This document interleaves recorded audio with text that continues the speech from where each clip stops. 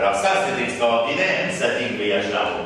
Parce que moi, quand j'ai fait le Tchouva, c'est-à-dire que je suis revenu à l'ontologie de mon identité hébraïque, enfin au moins tenté, je me disais que le Sadik, je ne comprenais pas qu'on venait me chanter Alléluia avec la droiture. S'il est Sadik Beyacharo, c'est clair. Comment disait la chanson? Comme de bien entendu. Eh bien non. On peut être tzaddik et pas yachar, comme on peut être yachar et pas tzaddik. La finalité, me direz-vous, c'est d'être tzaddik et yachar, ou de qui parle-t-on? De l'Éternel. Tzaddik et yachar, ou? Ben oui, c'est essentiel. Que dit-il ensuite? Des shebach yachar, que cette appréciation merveilleuse de yachar, ou nehemar et tzaddik, afin de justifier, dit le jugement à Kadosh Baruch Hu de l'Éternel, des Chorban Bait Sheni, à l'époque du deuxième temple, chez Ayador Ikesh Badaltol, qui était une génération d'individus têtus et sournois, tortueux. Vous allez me dire, mais enfin, la génération de Bait Sheni, autant que je sache, est une génération qui est vraie, à son début, était un peu pernicieuse, insidieuse dans sa manière d'être. Ils reviennent avec Ezra, Néhémias, Zorobabel, jusqu'à la grande assemblée devant le temple reconstruit, où Ezra demande à tous ces mariages mixtes, à toute cette tourbe qui est remontée de Babel. Vous savez que les Juifs ne sont pas montés de Babel, pas de Psachim, de Babylone. 42 000 sont montés, parmi eux les prostituées, les voleurs, la mafia, les mariages mixtes, etc. Ce qui est absolument étonnant, chers princes et princesses, c'est que de cette génération, quelques générations après, naîtront les auteurs de la Mishnah, qui s'appelleront les Tanaïm, que vous connaissez. Rabbi Akiba, Rabbi Shimon Bar Yochai, Rabbi Meir Baal Hanès, j'en passe, et des meilleurs. Alors on me dit, mais enfin, comment est-ce possible qu'à partir de cette tourbe soit apparue une génération aussi lumineuse que celle des Tanaïm? Eh bien, c'est parce que cela se passait en terre d'Israël.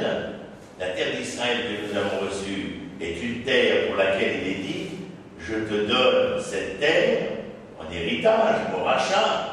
Mais c'est une terre où coule le lait et le miel. Et Eretz abattra la bout de vache.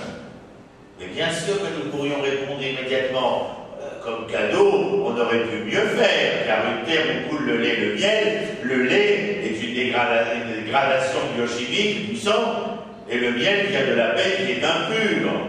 C'est la force d'Eretz Israël, répond nos sages, celle qui lui donne la capacité de transformer l'impur en pur.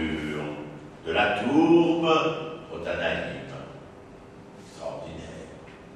Pour ceux qui y viennent, car ceux qui la quittent, de Tanaïm, ils retombent dans la tourbe, ou si vous préférez, du pur, ils retombent dans l'impur. Tzaddik Beyacharo vient signifier ici la justesse du jugement de la fin du deuxième temps, car la génération du deuxième temps, même s'il s'agit de la génération du deuxième temps, elle avait un problème. Celui qui était d'une génération de têtus et de signaux, sournoises, dans les relations entre les hommes, bien entendu. Regardez la suite.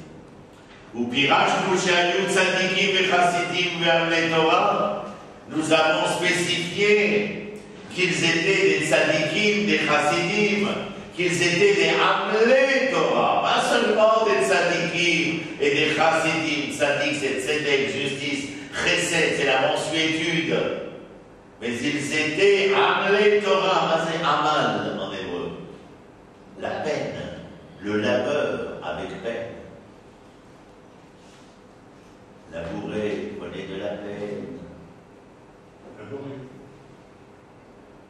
Alors ils étaient en train de labourer le champ de la Torah. Je dis des gens qui labourent le champ de la Torah, et je n'ai pas besoin de chercher ou de rechercher s'ils sont droits.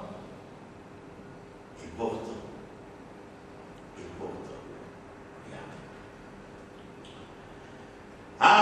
lo hayu yesharim be'alichot olamim, mais ils ne furent pas droits dans la marche du quotidien de l'homme.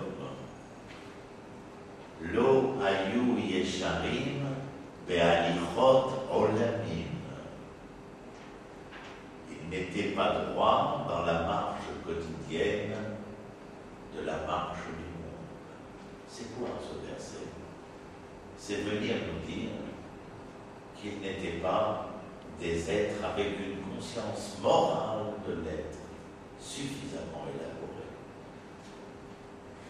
Qu'ils avaient une conscience de l'étude, du devoir, de la loi. Oui. Est-ce que la loi est suffisante quand il y manque la foi de la conscience morale de l'être? Good question.